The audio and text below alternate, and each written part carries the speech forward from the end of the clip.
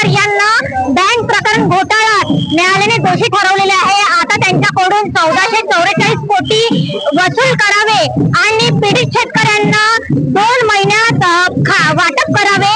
आणि सावणे नेते आज हे आंदोलन सुरू आहे। आपल्यासोबत माजी आमदार आशिष देशमुख आहे। भाऊ, काय सांगणार, काय तुमची भूमिका आहे? बघा, 22 वर्षापासून जिल्ह्याचा नागपूर सहकारी बँकेचा खातेदार शेतकरी हे पीडित आहे।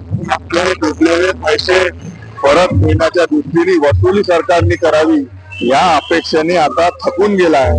आणि शेवटी चिडलेला हा शेतकरी, चिडलेला हा जिल्हा बँकेचा खातेदार आज रस्त्यावर उतरला। एवढ्या भर पावसात देखील हजारो शेतकरी जिल्ह्यातले आज सावनेर येथे बेमुदत आंदोलनासाठी सहभागी आहेत। दिवस रात्र आम्ही इथेच राहणार आहे। आणि त्या निमित्ताने सहकार मंत्री वळसे पाटलांना आमची विनंती आहे की या रास्त मागण्या सुनील केदारला दोषी न्यायालयाने ठरवल्या आहे, त्यांच्याकडून वसुलीचा कायदा तुमच्या खात्याचा आहे, त्या कायद्याचा अवलंब करत तातडीने ही प्रक्रिया समोर सरकावी, जेणेकरून कास्तकारांना, पीडितांना पैसे वितरित करण्यात येईल।